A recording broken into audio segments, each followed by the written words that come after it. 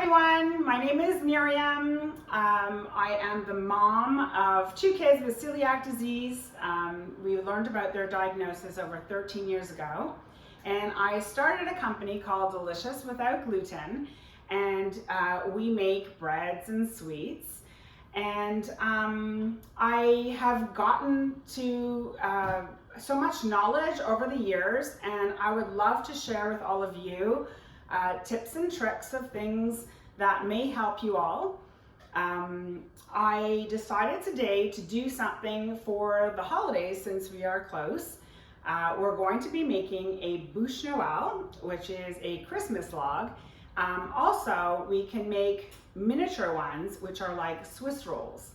So I'm very excited. I think that it's something that perhaps you might be afraid to do because it seems like it's going to be so complicated. But in fact, it's really easy to do, and I'd love to show you how to do that so that you can do this at home easily. And if there's any questions along the way, feel free to type in your questions and I will be happy to answer them at the end. So what we're going to need is a pan with some parchment paper. We're going to be using a mixer. I have 2 mixers here. If you don't have a second mixer, don't worry. If you have a handheld beater, you can use that for the egg whites because we're going to be separating egg whites and egg yolks. And the egg yolks can be used with a paddle. And if you have just a hand beater, you can do that as well. I'm just trying to do what's easiest here so that we can get it all in. I have 6 eggs, and I'm actually going to be cracking the eggs. I think I'm going to put on some gloves first. Everybody has their way of cracking eggs and separating them. I'm going to be putting the yolks right into my mixer, and because I'm going to be heating up the egg whites, I'm going to put the egg whites into a saucepan, doing this by my hands. That's why I'm wearing the gloves, but I just find it really fast and easy to do it this way. And if you have any other tricks that you like to use, like the one from the bottle that sucks it up, whatever works for you is fine for me. And once we're going to get the egg whites into the saucepan, we're going to add a 1/2 cup of sugar to the egg whites and a 1/2 cup of sugar to the egg yolks. There we go. We have 3 now. And from there, we are going to make this one today in chocolate. We're going to use cocoa powder. Now, you can make a vanilla one, or if you want to have different flavors, I'll explain to you as I make it what the difference in the recipe would be. However, you can use flavors. Let's say you wanted to make an orange flavor cake. So you would do it like a vanilla cake and then add orange zest and orange flavor. I got a little white inside one of my shells right in there. I just took it right out. And almost done. 1 more left. And so you have different flavors that you can do. We're going to be doing the chocolate one with the cocoa powder. So I will show you that one. We're going to use a whipped cream filling, but I'm also going to be giving out a handout that has different kinds of filling so that you can do whatever you like at home. Of course, if you have a favorite filling and a favorite cake, you can do that as well. Okay, so we now I'm finished with the separation of the egg yolk and the egg whites. And I'm going to put a 1/2 cup of sugar into the egg whites and a 1/2 cup of sugar into the egg yolks. Simple like that. So end of sugar. Now, sugar itself, actually, if you want to come with me, I'm going to go and do this on the stove. Okay, so I put the stove on and I'm whisking because I want to make sure that the granules are dissolving, and you don't want it to be too hot because you don't want the eggs to curdle, okay? So that's that fast. If you have a organic sugar, a cane sugar that's very coarse, this will allow it some time to soften up, and then your egg whites will be super, super easy to make. All right, so I'm pouring my egg whites into the mixer, and at the same time, I know it's going to be really loud, I'm going to put the other one on with the sugar and the egg yolks. So both of them are going on at the same time. So I will need a 1/4 cup of the potato starch and a 1/4 cup of cocoa powder with an optional teaspoon of baking powder. That's going to go right into the egg yolks once the yolks are already quite thick, like a ribbon, okay? And we'll stop to see what that looks like soon because we're almost there. You don't want it to be too thick because it'll be very difficult to incorporate the egg whites into them. And if you were doing a white cake, then instead of doing a 1/4 cup of potato starch, you would do a 1/2 cup of potato starch, replacing the 1/4 cup of the cocoa powder. And then you can use, like I said, orange zest and orange flavor, or you can do a lemon flavor or a cherry flavor, whatever flavor you like, along with a zest or maybe some jam or something that gives extra flavor. So my eggs over here are pale in color, so it's pretty ready. I'm going to give it one more second, and my egg whites are still not yet a good heat, so I'll show that to you in a second. I'm going to put in my 1/4 cup of potato starch, my 1/4 cup of cocoa powder now, and my teaspoon of baking powder, and slowly mix it because it'll splash. And then, actually my egg whites are getting ready. I'm going to move it up a little bit at a time until it's incorporated. And then I'll get my spatula and move it around. All right. And now I think the egg whites are also ready. Let me just check. So, egg whites, check. They're a good peak. So we'll put this aside. I'm going to take my egg yolk mixture and I am going to just incorporate to make sure all the cocoa powder is in, because I see here that it left a little bit on the sides.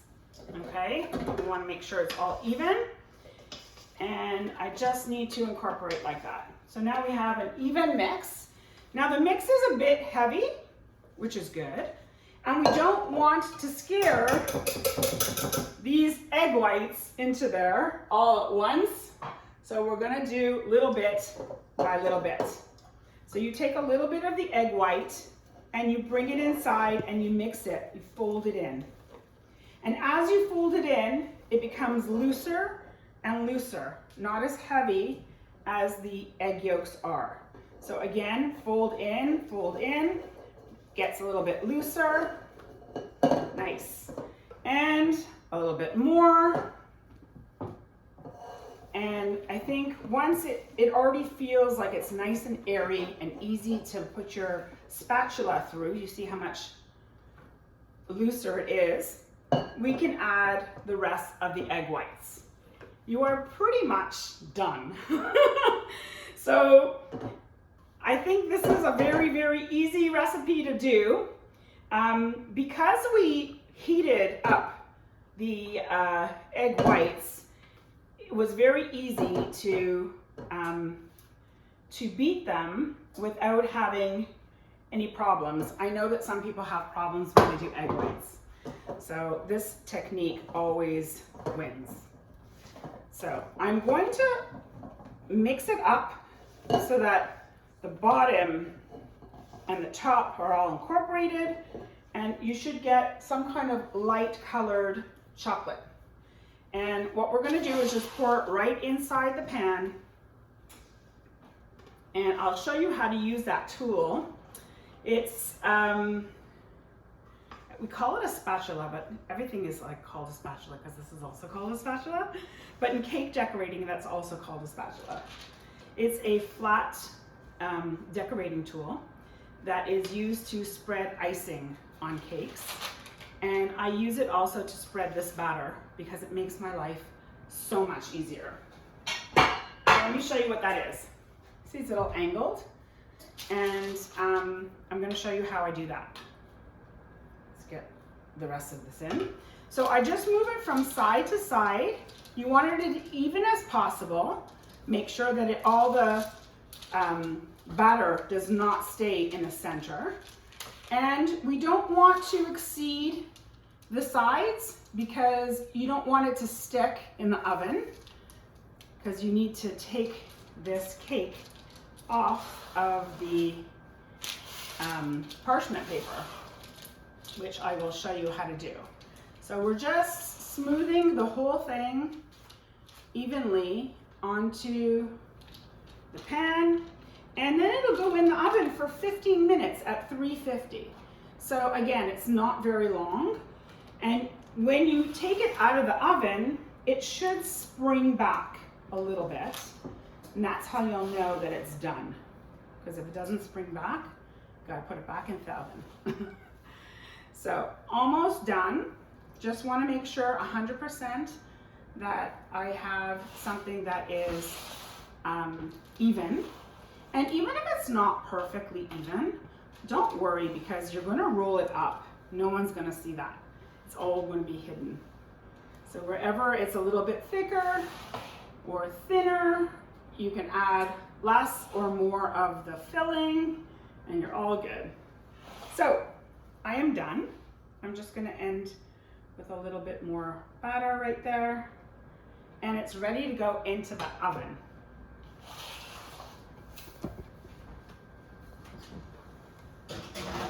So this has just come out of the oven and it bounces back, which is how you can tell that it is ready. I am going to put a cloth on top and a cooling rack on top of that, and I'm going to flip it over like so. So now it's upside down, and there we go.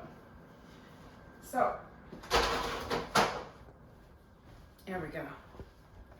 So now I have the parchment paper on the top, and I'm going to slowly release the parchment paper. You can leave it for a few minutes, but I am going to go straight ahead and just remove the paper very gently. Take the part that's the easiest to roll, and you can slowly remove it that way. I'm going to try a little bit from each end so that it's a little bit loose. This is live TV. Anything can happen. There we go.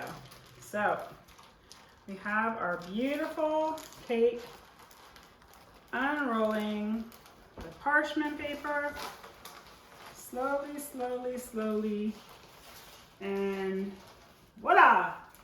Ta-da! My paper is ready for the garbage, and I am left with my exposed cake.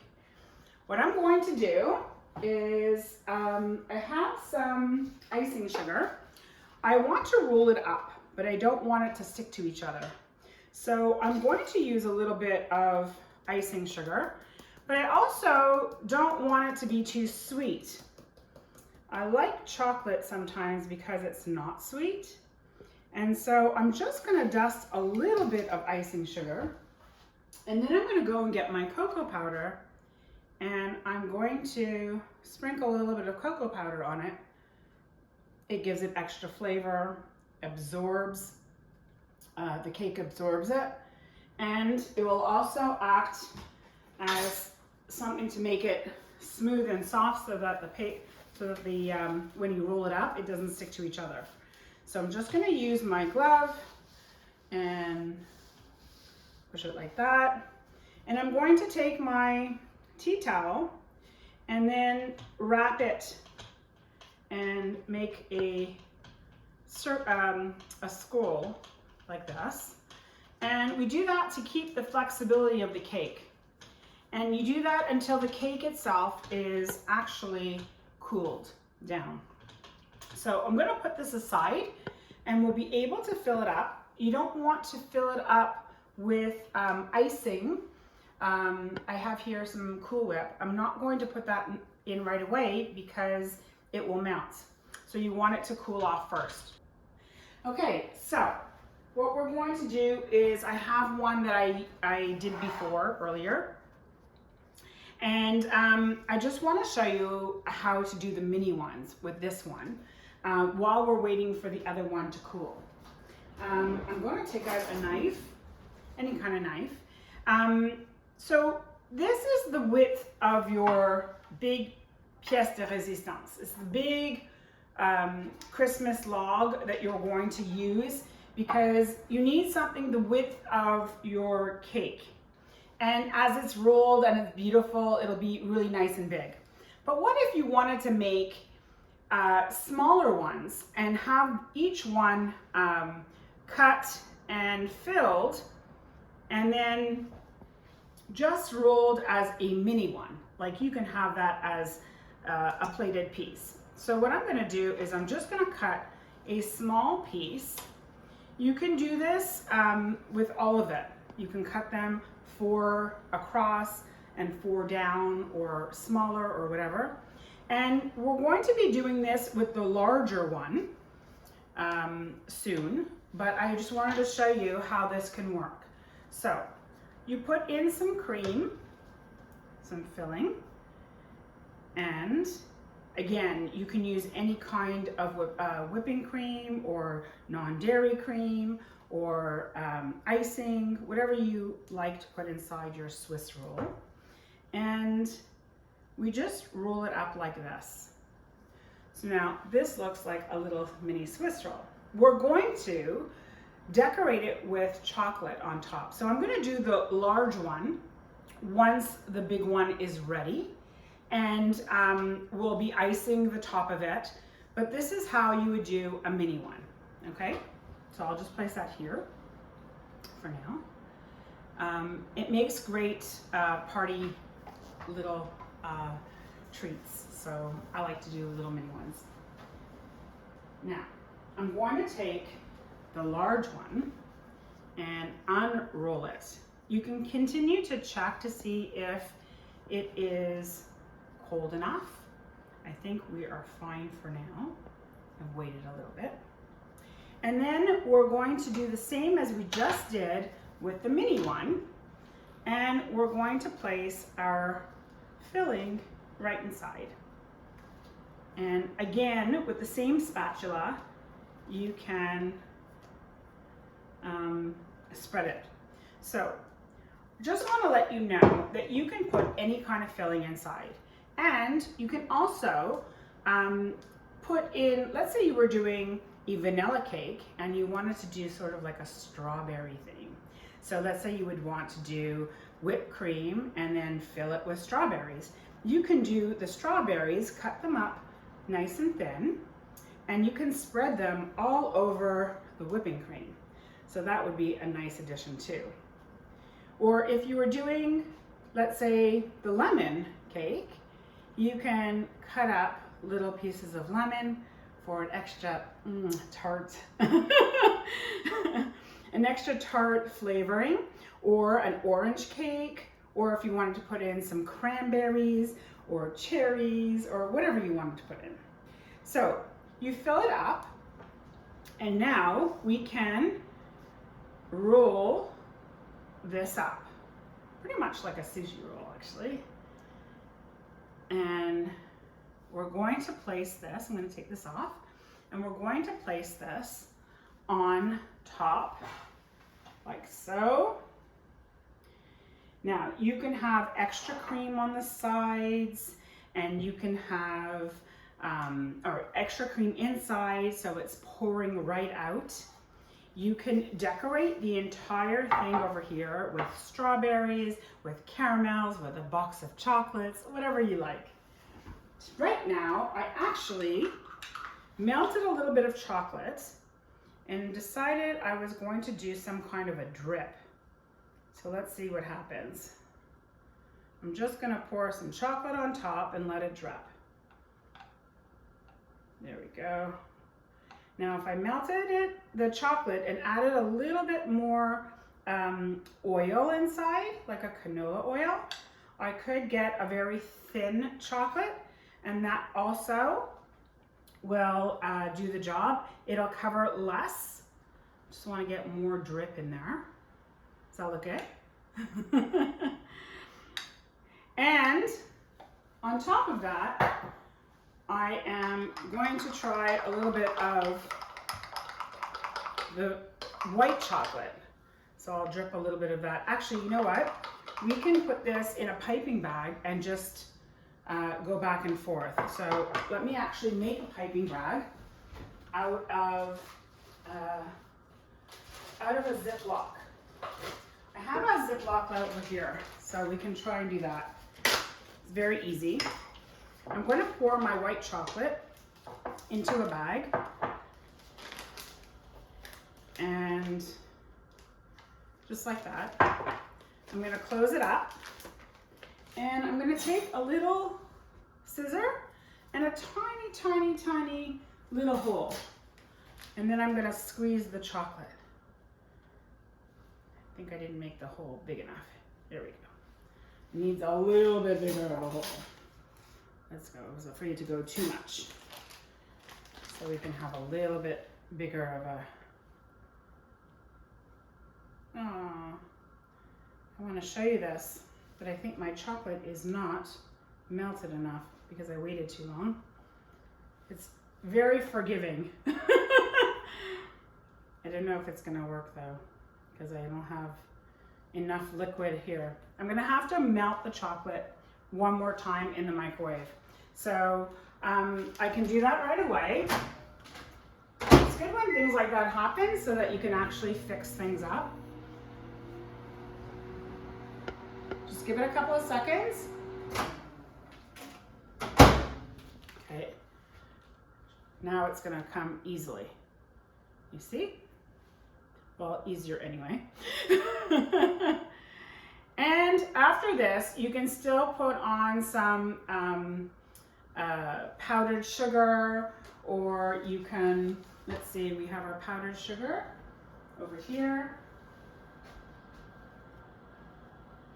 Everything with powdered sugar looks good, right? And there you go. You have a beautiful Christmas log, Swiss roll, bûche Noël, whatever you want to call it. And that's it. I hope you guys have lots of fun. Choose a great cake, choose a great filling and a great topping, and check out the notes that I bring, because I'm going to give you lots of options on paper.